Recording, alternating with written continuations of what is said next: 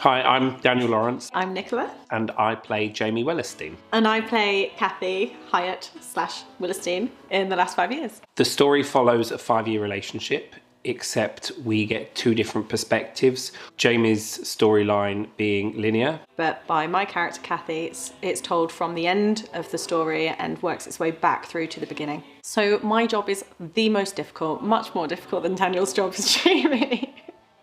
He's going to kill me for saying that. No, it is really hard because I come on and my first song is very doom and gloom. So it's not a very kind of attractive introduction to the character. She's kind of moping, she's angry, she's devastated, she's shell-shocked, and it's and it's the first song in the show. You have to work yourself up emotionally to a point that normally in a show you would end with. So you've had that whole hour and a half or 2 hour build up to get to that point. Before the show starts, it's very much a case of having to take yourself off and kind of work through the emotions to already get to the point of emotional exhaustion at the start of the show, and then eventually try and re-energize yourself and get back to being happy and start of a relationship. It is certainly easier than Cathy's, but the difference is because the songs are kind of landmarks in their 5-year relationship, you want to try and find the right gear changes so it's not jarring between songs, so you have major tonal shifts. You want it to be a through narrative all the way, even though it's punctured by the reverse numbers. And 5 years in 90 minutes is quite a lot of ground to cover. I've been a fan of it for about 15 years. Yeah, something like that. I like the fact that he takes the musical theatre genre beyond more than just jukebox and frivolous. It's a good argument for those that believe that you can't have serious musical theatre. So Parade would be probably his best example of that.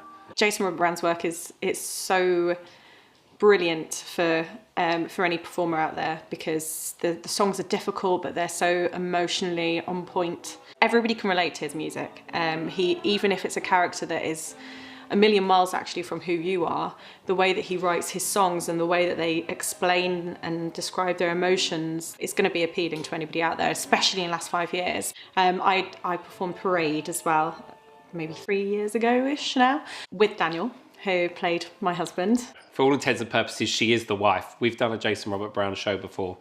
I have very bad luck with their show husbands. So he ended up being hung. They've turned gay and dumped me. They've been crucified. So, you know, it's never been it's never been brilliant. It's great.